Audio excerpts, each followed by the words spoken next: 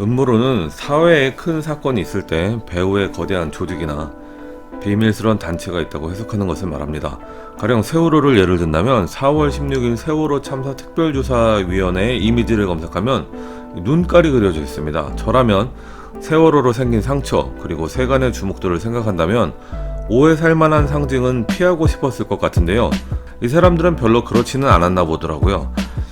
누가 그런 디자인을 했는지 분명히 결제 라인을 거쳤을 텐데요. 그 라인에서 어떤 오해의 소지를 피해보자 라는 의견은 없었을까요? 그리고 모니터링을 해주고 피드백을 제시하는 사람들도 당연히 있었겠죠. 그럼에도 이러한 의사결정이 내려졌다면 어떻게 된 것인지 참으로 궁금합니다. 이렇게 음모론을 대할 때 한 가지 중요한 사실을 알아야 하는 게 있습니다. 나도 알고 당신도 알고 있으며 그들도 알고 있고 우리 모두 알고 있다는 사실입니다. 이것은 앞으로의 일을 유추해내는 일종의 기준선이 됩니다. 트럼프 대통령도 선거 유세에서 이와 비슷한 말을 했었죠. 사실 트럼프 대통령이 선거 유세에서 한 발언의 문제는 결코 작은 일이 아닙니다. 세계의 대통령을 뽑는 전 세계적인 이슈에서 공식적으로 언급되어서는 안 되는 음모론이 언급되었다는 것입니다. 항상 하는 이야기지만 음모론은 전설의 고향 같은 테일, 즉 이야기로 받아들였을 때 사람들은 평안하게 있을 수 있지 이걸 사실로 받아들이면 더 이상 그렇게 있을 수 없어집니다. 인터넷 세계에서는 사실로 밝혀진 음모론도 이미 넓게 퍼져 있습니다. 몇 가지 예를 들어보겠습니다. 첫째는 에드워드 스노든이죠. 2014년에 미허가 된 기밀 정보를 유출했습니다. 주된 내용은 미국과 몇몇 서방 국가들이 통신회사들과 같이 운영한 감시체계에 대한 사실을 폭로했습니다. 결론은 우리 모두 감시당하고 있다는 사실입니다. 이 사실에 대하여 NSA는 소송을 당했고 스노든은 러시아에 망명 중입니다. 두 번째는 MK울트라입니다. 사람의 정신을 조작하는 실험을 CIA에서 미국 시민들에게 해왔다는 주장인데 사실로 밝혀져서 1995년에 빌 클린턴 대통령이 미국 정부에 대신에 사과를 했다고 합니다. LSD와 같은 약물이나 전기, 최면, 감각도나 언어 및 금지어로 할 법한 일로 실험체의 행동을 조작하는 실험을 가했습니다. 이 프로그램에서 대학, 감옥, 병원, 제약회사 등을 포함해서 여러 기관에서 실행되었다고 합니다. 이 사실들은 1977년 국회 청문회를 통해 밝혀졌다고 이야기하고 있습니다. 세 번째는 터스키기 매독 실험입니다. 1932년에서 1972년 사이에 미국 공중보건국이 매독을 치료하지 않고 내버려두면 어떻게 되는지 알기 위해서 엘라베마의 농촌 지역의 흑인들을 대상으로 시행했다고 합니다. 매독에 감염되고 방치된 피해자들은 정부의 무료 건강 관리를 받는 것이라고 기만당했습니다. 이런 일이 있었기 때문에 최근 백신에 대한 저항감이 생기는 것은 사실에 대한 진위를 떠나서 당연한 일입니다. 나도 알고 당신도 알고 그들도 알고 우리 모두 알고 있습니다. 그런데 마치 전혀 있을 수 없는 일이라는 것처럼 구는 사람들이 있습니다. 행동에는 의도가 있습니다. 그 사람들도 그 사람들의 의도가 있을 것이라고 생각합니다. 일상생활의 업무 속에서도 타인이 정직하게 잘못을 자백하기를 기다리는 것은 아주 비효율적인 방법입니다. 무엇인가 느끼고 파악했다면 바로 대응해야만 생존의 가능성을 높일 수 있습니다.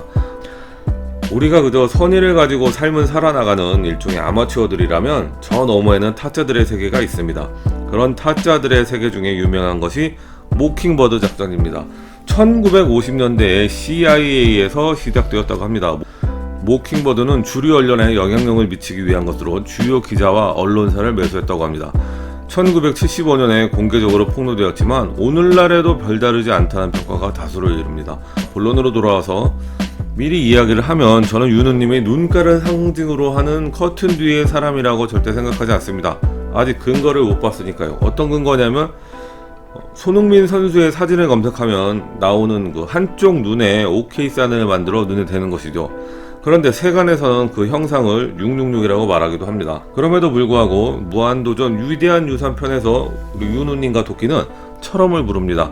우리가 그 앞에서 봤을 때는 단순히 멋있어 보이는 무대는 시점을 위에서 아래로 보는 형식으로 바꾸자 거대한 눈깔이 나타납니다. 유튜브에서 유재석 도끼로 검색하시면 얼마든지 확인 가능합니다. 자, 다시 말해봅니다. 내가 알고 있는 것을 윤우님이나 김태호 PD는 몰랐을까요? 그리고 이 글을 읽고 있는 당신은 몰랐을까요? 그 무대를 보게 된 시청자들은 몰랐을까요? 알았다면 왜 이런 무대 세팅을 했을까요? 이때가 박근혜 전 대통령의 탄핵 국면이었고 저는 무한도전이 진짜로 끝날 수도 있겠다는 생각을 처음 했었습니다. 후일 SBS 런닝맨, 다시 쓰는 런닝맨 편에서 윤호님은 프로그램 소개말을 이렇게 마쳤는데요. 특히 이 프로그램은 예능의 많은 재미 요소 중 오로지 웃음에 집중한다 라고 했을 때 발속에 뭔가 느껴진 것은 아마 저만의 착각이었을 거라고 생각을 합니다. 이 눈깔 하면 두 가지 단어가 떠오르게 됩니다. 첫 번째는 그 이름도 유명한 일루미나티와 그리고 두 번째는 전시안입니다. 어떤 이는 색깔을 호루스의 눈이라고도 하고 또 사실 전시안은 프리메이슨이지 일루미나티가 아니라고 하는 등 여러 가지 이야기가 있습니다.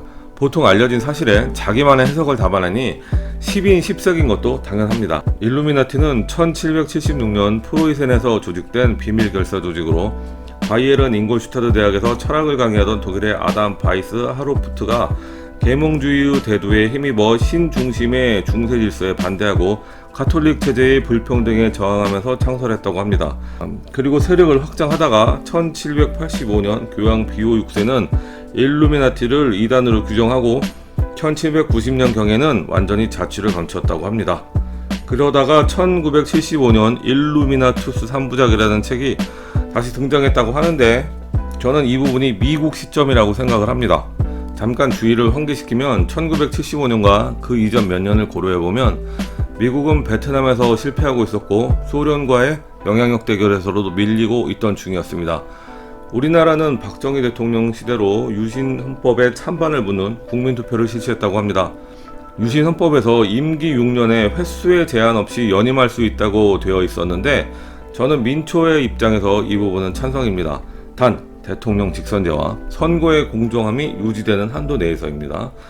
아무튼 미국 시점에서 가장 알려진 주장은 전 FBI LA 지부국장이고 지금은 고인이 되신 테드 건더슨입니다. 국내에 소개된 이분의 동영상을 보면 자신의 발언에 신빙성을 더하기 위하여 자신의 양력을 먼저 소개합니다. FBI LA 지부국장이었으며 1979년 3월에 은퇴했고 은퇴 후 미 법무장관 그리핀 벨의 요청으로 범미주 경기대회 보안 책임자로 일했으며 1984년 LA 올림픽 자문위원이었으며 캘리포니아 주지사 제리 브라운의 마약 당국 자문위원이었다고 자신을 소개합니다. 맞는 이야기라고 생각합니다. 저 같은 이름 없는 소시민의 발언은 결코 같은 레벨의 영향력이 아니죠. 그래서 우리나라에서 정확히 얘기하면 제가 이 내용을 보게 된 것이라고 생각을 합니다. 1776년 5월 1일이 위에서 소개한 대로 일루미나티의 시작일입니다. 아담 바이스 하우프트는 로스차일드가에서 세계 단일 정부를 만들어 전 세계를 지배할 수 있는 계획을 세우라는 명령을 받았다고 말하고 있습니다. 그리고 구체적인 정보는 게임의 졸개들이라는 책이 있다고 소개하는데 우리나라에서는 지금 시점에서 일루미나투스 3부작이나 게임의 졸개들 한글판을 구할 수는 없었습니다. 그래서 그 명령을 받았다는 이야기의 출전이 어딘지는 알 수가 없습니다. 여담이지만 출전을 알 수 없는 것은 화두의 공안들도 마찬가지이지만요. 분명히 방에서 아무도 듣는 사람이 없는 가운데 두 사람이 주고받은 이야기인데 어떻게 다른 사람이 알고 제3자의 시점에서 적은 것인지 알 수가 없죠. 만일 방에 있던 두 사람 중에서 한 사람이 말한 것이라면 시점이 2인칭이 되어야 하는데 맞지 않는 경우가 있죠. 당연히 해야 할 의심은 하지 않으면서 엉뚱한 소리만 늘어놓는 것을 보면 좀 답답하지만 어떻든 화두는 말장난으로 흐르기 쉽기 때문에 관여하지 않는 게 최선이라고 생각합니다. 본론으로 돌아와서 자주 생각하는 의문은 세계 단일 정부를 만들면 안 되는 이유가 뭘까요? 전 세계를 지배하기 때문에 안 된다는 것인가요? 가령 아더왕의 전설은 결국 한 나라의 한 왕으로 대립과 전쟁으로 인한 사륙과 소모를 막자는 일인데 세계 단일 정부는 왜 안 된다는 것인지 근거가 희박합니다.